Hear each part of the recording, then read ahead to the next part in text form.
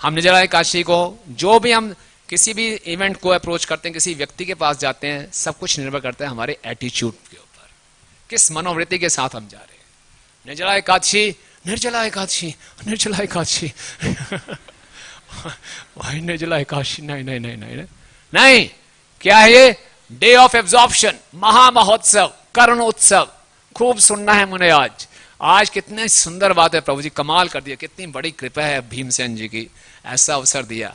कुछ खाना नहीं है, कुछ पीना नहीं है, कुछ सोना नहीं है। सोने से भी उपवास टूटता है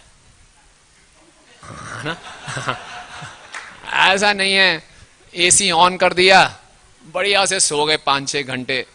कैसी निर्जला एकादशी? बहुत अच्छा लगा, पता ही नहीं चला कैसे निकल गए। नहीं, सोना उपवास को तोड़ता है। Eating, meeting, sleeping, defending, zero, खत्म। एब्जॉर्ब करना है पूरा, सोना नहीं है। उपवास का मतलब है उपवास, नजदीक वास करना है कृष्ण के। और सबसे अच्छा तरीका है कृष्ण के पास नजदीक करने की, एक तो है कि ऑल्टर में घुस जाएं, बैठ जाएं वहां पे, वो सबको मिलेगा नहीं। आज हम धन्यवाद देना चाहेंगे विशेषकर मुरलीकृष्ण प्रभु, पूरे पुजारी टीम का।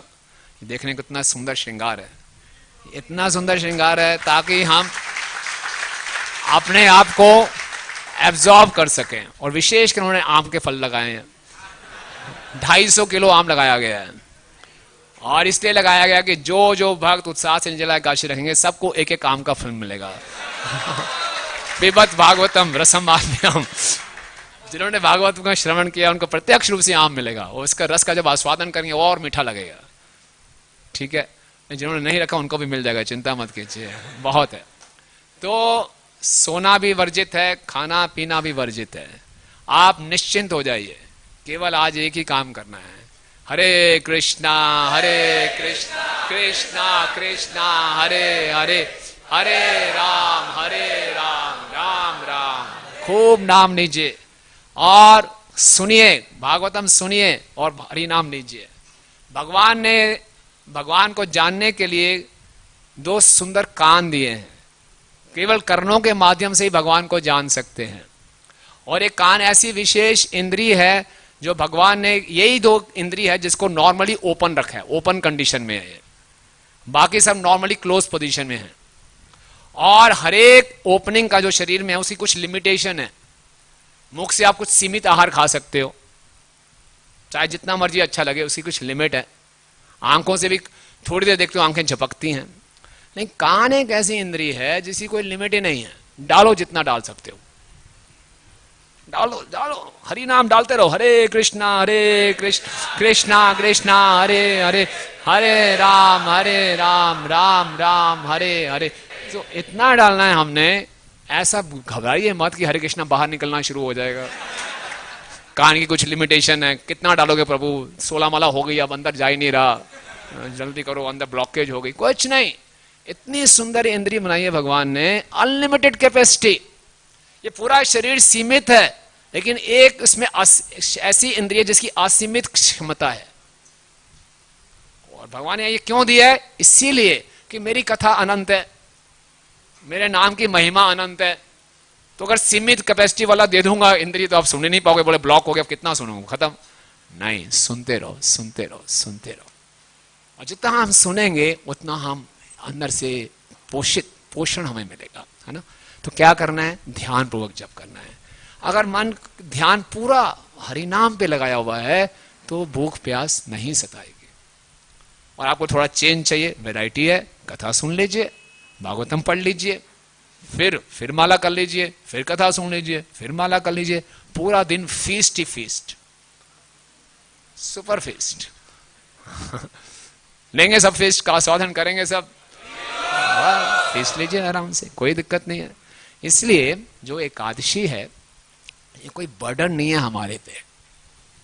इस एकादशी के दिन हम डोंट्स पे फोकस ना करें, डूज पे फोकस करें, है ना। जब डोंट्स पे फोकस करेंगे, पानी नहीं पीना, पानी नहीं पीना, पानी नहीं पीना, बहुत प्यास बढ़ेगी। डूज पे फोकस करो, ज्यादा हरि नाम, ज्यादा हरि नाम, ज्यादा हरि नाम, ज्यादा कथा, ज्यादा कथा। डूज पे फोकस करोगे, डोंट्स की यादें नहीं आएगी। तो ज्यादा से ज्यादा डूज करें, है ना। ये कोई बर्डन लेकर नहीं चलना। कृष्णा कॉन्शियसनेस हमारे बर्डन को बढ़ाने के लिए नहीं है। निर्जला एकादशी आ गई, बड़ा प्रेशर महसूस कर रहे हैं, कैसे होगा, कोई चिंता की बात नहीं है, हो जाएगा हो जाएगा। और ये सारा किसके लिए कर रहे हैं? ये एक तपस्या है, ये भगवान की प्रसन्नता के लिए कर रहे हैं। आराधे तो यदि हरि तपसा तथा किम, ना आराधे तो यदि हरि तपसा तथा किम। अगर हमने भगवान की आराधना करनी ही नहीं तो उस तपस्या का फायदा क्या? और जब भगवान की आराधना वैसे हो ही रही है फिर तपस्या का क्या फायदा? तो मुख्यतः ये तपस्या है भगवान की प्रसन्नता के लिए, है ना। तो इसको जो हर इस एकादशी को हरिवसर भी कहा जाता है ना। जैसे इस भजन में भी था, माधव तिथि भगति जननी यतने पालन करी, कृष्णा वसती वसती बलि परम आदरे बरे। माधव तिथि एकादशी भक्ति देने वाली है, इसलिए मैं यतन पूर्वक इसका पालन करता हूं। श्री कृष्ण के धाम को ही आदर पूर्वक अपना निवास स्थान चुनता हूं। ये माधव तिथि है, ये भक्ति उत्पन्न करती है और इसका यतन यानी कि प्रयास करना है इसको पालन करने के लिए। अपने आप नहीं होगा, कुछ कठिनाई होगी, इसके लिए हमें यतन करना है। इसलिए हम भक्तों के संग में रहें तो बड़ी आसानी से इसका पालन होता है। तो इसको हरिवसर भी कहा जाता है। हरिवसर का मतलब है हरि का दिन है ना, ये भगवान का दिन है। तो इसलिए मुख्य उद्देश्य एकादशी का कि शारीरिक आवश्यकताओं को न्यून कर दें, बिल्कुल कम से कम, जीरो, और आध्यात्मिक आवश्यकताओं को बढ़ाएं, उनकी हम देखभाल करें, इसलिए ये एकादशी है। और जो ये तपस्या है, भगवान गीता में 3 तरह की तपस्या बताते हैं, शरीर की तपस्या, वाणी की तपस्या और मन की तपस्या। शरीर की तपस्या और वाणी की तपस्या के साथ साथ अगर मन की तपस्या होती है तो वो सही भाव के साथ होती है। ये तपस्या जो है ये धर्म का एक स्तंभ है ना। धर्म के 4 स्तंभ होते हैं ना, तपस्या, दया, शुद्धता और सत्यता।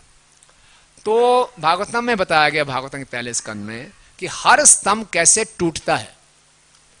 जो तपस्या का स्तंभ कैसे टूटता है? अहंकार से, स्मय से, अहंकार से। अगर हम तपस्या कर रहे हैं और अहंकार आ रहा है, कोई लाभ नहीं है, ठीक है ना। तो हमने निर्जला एकादशी कोई अचीवमेंट के लिए नहीं करना, अपनी फॉल्स ईगो को बढ़ाने के लिए नहीं करना। परम पूज्य राधानाथ स्वामी महाराज एक लेक्चर में बता रहे थे कि निर्जला एकादशी रख ली, fasting for the tongue, feasting for the ego. Ego बढ़ रही है, क्या बात है, मैं रख पा रहा हूं, बाकी नहीं रख पा रहे। और जिस व्यक्ति का कोई शरीर में कुछ रोग है, डायबिटीज है या कोई अन्य रोग है, तो जद्दोजहद नहीं करनी, रख के ही छोड़ूंगा, दिखा के छोड़ूंगा, मैं भी रख सकता हूं, नहीं। प्रभुपाद जी ने इतने स्ट्रिक्ट रूल्स नहीं बनाए हैं। प्रभुपाद भक्ति सिद्धांत स्वामी ठाकुर महाराज कहते थे, एक सेवा नहीं रुकनी चाहिए। एक दिन निर्जला एकादशी रखी, अगले दिन पूरा हफ्ता रेस्ट कर रहे हैं, कोई सेवा नहीं कर रहे हैं ना। तो बहुत ज्यादा शरीर के साथ ऐसे यातना नहीं देनी, ऐसा पीड़ित नहीं करना अपने आप को, लेकिन कुछ प्रयास करना है। जिसका हेल्थ ठीक है उसको निश्चित रूप से कुछ प्रयास करना चाहिए आगे बढ़ने के लिए, और जिसके कुछ समस्या है तो कोई दिक्कत नहीं है। मुख्य उद्देश्य क्या है? ज्यादा से ज्यादा भगवान के विषय में हम सुने, ज्यादा से ज्यादा हम हरि नाम लें, ये मुख्य उद्देश्य है। तो इस तपस्या को हम कर रहे हैं, ये हमारे कोई अचीवमेंट के लिए नहीं है। ये मन की तपस्या क्या है? मना प्रसादात सौम्यतम मौना मात्म विनिग्रह भाव संशुद्धि एतत् तपस मानस तपः मानस उच्यते। कि ये मन है, इसकी तपस्या क्या है? भाव संशुद्धि, अपनी चेतना को शुद्ध करने के लिए, अपने भाव को शुद्ध करने के लिए। तो हमें निर्जला एकादशी कर रहे हैं अपने शुद्धिकरण के लिए, कि हम शुद्ध हो जाएं। और फिर इसका हम महात्म्य पढ़ेंगे, इसका बहुत महात्म्य बताया गया है, तो हमें वो लाभ प्राप्त होगा, इसलिए हम वो एकादशी का व्रत रखने हैं। लेकिन हम देखेंगे कोई भक्त, किसी को समस्या है, वो निर्जला नहीं रख पा रहा, तो ऐसा ना सोचें कि वो निकृष्ट भक्त है, मैं उत्कृष्ट भक्त हूं, नहीं। ये भाव आ गया तो गलत भाव है ना। तो ये भाव नहीं आना, ये भगवान की प्रसन्नता के लिए। और भक्तों की कृपा से मैं रख लूं तो अच्छी बात है। और बहुत ज्यादा कष्ट हो रहा है, किसी को ऐसा हो रहा है, तो इतना वो नहीं है, आप जल ग्रहण कर सकते हैं। लेकिन मुख्य बात क्या है कि हम ज्यादा से ज्यादा हरि नाम लें, ज्यादा से ज्यादा हरि कथा का श्रवण करें। तो कोई माइंड पे ऐसा प्रेशर रखने की बात नहीं है, डूज पे हम फोकस करें, ठीक है। तो ये एकादशी को हम, एक और सुंदर श्लोक आता है ब्रह्म नारादीय पुराण में, बताते हैं, नाम संकीर्तनाम विष्णु क्षुत त्रत प्रपदादिषु करोति सततम विप्रास तस्य प्रीतो ही अधोक्षजा। कि अरे ब्राह्मणों, परम पुरुषोत्तम भगवान जो कि अधोक्षज कहलाते हैं, एक भौतिक इंद्रियों से परे हैं, वो बहुत प्रसन्न हो जाते हैं उस व्यक्ति के साथ जो भूखा प्यासा और बहुत समस्याओं के होते हुए भी लगातार हरि नाम का जप करता रहता है ना। जिसको भूख भी लग रही है, प्यास भी लग रही है, थोड़ी तकलीफ भी हो रही है, इन सब समस्याओं के बीच में भूखे प्यासे होते हुए वो क्या कर रहा है? हरे कृष्णा कृष्णा कृष्णा हरे हरे, हरे राम राम राम हरे हरे। तो इससे भगवान बहुत प्रसन्न हो जाते हैं। तो भीमसेनी एकादशी, निर्जला एकादशी, आप इसकी कथा जानते ही हैं। थोड़ा सा हम महात्म्य बताएंगे कि पांडवों में भीमसेन है, भीमसेन को वृकोदर कहा जाता है, बहुत प्रसाद पाते हैं वो। और जब उनको बोला जाता है कि एकादशी रखा करो तो बड़े मायूस हो जाते हैं, मैं तो रख ही नहीं पाऊंगा, असंभव, मैं भूखा रह जाऊं, संभव ही नहीं है। तो बोला कोई शॉर्टकट बताइए व्यासदेव जी। और व्यासदेव जी ने बोला एकादशी नहीं रखोगे तो निश्चित रूप से नरक में जाओगे। नरक में नहीं जाना चाहता और फास्टिंग भी नहीं कर सकता, कुछ तो उपाय बताइए आप, कोई शॉर्टकट तो होगा। बोले एक ही शॉर्टकट है, साल में 24 एकादशी होती हैं, आपके लिए स्पेशल कंसेशन, आप केवल एक एकादशी रख लीजिए। एक एकादशी ऐसे रखिए कि पूरे 24 एकादशी का फल मिल जाए। बोले अच्छा है, बताओ इसके बारे में बताओ। तो उसने फिर व्यासदेव जी ने बताना शुरू किया कि ये जो एकादशी है ये मई और जून के महीने में आती है और इसको निर्जला एकादशी कहते हैं। और इसमें बिल्कुल पानी भी नहीं पीना, और इसमें अगर कोई इसमें आचमन भी करता है तो एक पानी की बूंद होनी चाहिए, एक सरसों के बीज के समान आचमन करते हुए, इतना पानी बस आचमन के समय। और अगर इससे ज़्यादा कोई पिएगा तो ऐसा लिखा गया है, इससे ज़्यादा कोई पानी पिएगा तो वो लगेगा मदिरा के समान पी लिया। तो पानी की एक बूंद से, और कुछ भी खाना नहीं है, अदरवाइज संकल्प टूट जाएगा। और पानी भी नहीं लेना अगले दिन सूर्य उदय होने तक। और इस प्रकार से कोई एकादशी रखता है तो उसको सारे एकादशी रखने का फल मिल जाता है। फिर बोला गया है कि अगले दिन द्वादशी के दिन अगर कोई नहाकर ब्राह्मणों को दान में सोना और पानी देता है ना, गोल्ड एंड वाटर, तो और उसके बाद ब्राह्मणों के बाद वो पूरा खाता है तो उसका बहुत महात्म्य बताया गया है। क्या करना चाहिए? उठ के हमें सोने का दान करना चाहिए और भक्तों को जल पिलाना चाहिए। अब बोला कि इसकी महिमा सुनो, इस एकादशी को करने से हमें बाकी सारी एकादशियों को पालन करने का फल मिल जाता है। आप देखेंगे वैष्णव कैलेंडर में लिखा हुआ है कि निर्जला एकादशी उन भक्तों के लिए जिनकी एकादशी बीच में कभी टूट गई हो, है ना, उनके लिए आवश्यक है। क्योंकि ये एकादशी रख के किसी की एकादशी टूट भी गई है तो उसका फल उसको मिल जाएगा, वो एकादशी रखने का भी। और आज के इस कलयुग में हम लोग जो एकादशी के दिनों में खाते हैं तो कोई गारंटी नहीं है कि वो पूर्ण रूप से फलाहार है कि नहीं है ना। इसलिए बेस्ट स्टैंडर्ड क्या है कि निर्जला रखो। कई भक्त हैं इतने तपस्वी हैं निर्जला ही रखते हैं, कई भक्त थोड़े हैं तपस्वी केवल जल पे रखते हैं, निर्जल सजल। कई थोड़े और हैं वो सफल केवल फल के साथ रखते हैं। कई में विफल हो जाते हैं तो वो फिर वो फिश खाते हैं, फिर पनीर और पकोड़े और वो सब खाते हैं। तो शाही पनीर और पकोड़ा वगैरह सब खा लिया तो काफ़ी चांसेस हैं कि एकादशी टूट जाए, क्योंकि उसमें कुछ ना कुछ तो मिलावट होती है। तो ऐसे लोग फिर निर्जल रखेंगे तो जो एकादशी टूट गई हैं तो वो उसका फल प्राप्त हो जाएगा। तो एक बार भगवान विष्णु जो कि शंखधारी हैं, शंख चक्र गदाधर धारी हैं, उन्होंने मुझे बताया, व्यासदेव जी कह रहे हैं कि अगर कोई व्यक्ति सारे धर्मों को परित्याग करके मेरी शरण लेता है और इस निर्जला एकादशी का पालन करता है, वो मुझे बहुत प्रिय हो जाता है और सारे पापों से मुक्त हो जाता है।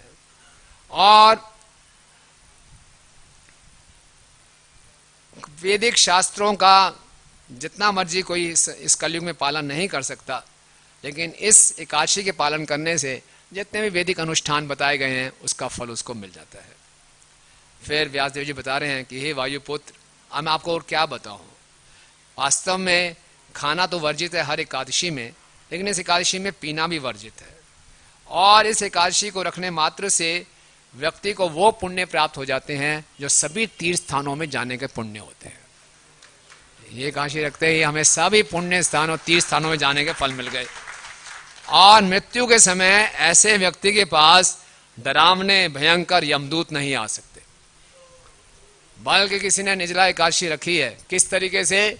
निरंतर हरि कथा हरि नाम का श्रवण करते हुए। ऐसी कोई औपचारिकता नहीं है, भगवान को हम धोखा नहीं दे सकते कि सो जाएं उस दिन या कुछ कर लेना ही है। हरि नाम और हरि कथा हरि वसर का ये दिन होना चाहिए। तो ऐसा कोई करेगा तो उसके पास यमदूत नहीं आएंगे, चमकते हुए दिव्य कांति वाले विष्णु दूत आएंगे। और अगर कोई इस दिन अगले द्वादशी के दिन पानी और गायें दान में देता है तो सभी पापों से वो मुक्त हो जाता है। जब बाकी दूसरे पांडवों ने इस एकादशी की महिमा सुनी तो वो भी बड़े दृढ़ व्रत हो गए कि हम ये व्रत रखेंगे। तब से ये एकादशी पांडव निर्जला एकादशी या फिर भीमसेनी एकादशी कहलाती है। इस एकादशी को करने मात्र से हमारे जो पाप फल हैं जो सुमेरु के समान इकट्ठे हो जाते हैं। सुमेरु पर्वत जानते हैं, भागवतम के 5वें स्कंद में वर्णन आता है, बहुत ऊंचा है। तो हमारे कई जन्मों के पाप सुमेरु पर्वत जितने बढ़ गए हैं, इस एकादशी को रखने से सुमेरु पर्वत जितने पाप जल के राख हो जाते हैं। बोले हे भीमसेन राजा, भगवान श्री कृष्ण ने घोषणा की है कि जो पुण्य हमें तीर्थ स्थानों में स्नान करके और जो हमें दान देके और वैदिक मंत्रों का उच्चारण करते हैं और तरह तरह के यज्ञ करते हैं, अगर निर्जला एकादशी के दिन कोई दान देता है, कोई नदियों में स्नान करता है, मंत्रों का उच्चारण करता है, तो उसके जो परिणाम हैं, जो फल हैं, वो अक्षय होते हैं, वो कभी नाश नहीं होते। तो आज के दिन हम जितना हरि नाम लेंगे, जितनी कथा सुनेंगे, उसका परिणाम अक्षय है। हरि नाम का फल तो हमेशा भी अक्षय है। जो दान देंगे उसका परिणाम भी क्या है? अक्षय है ना।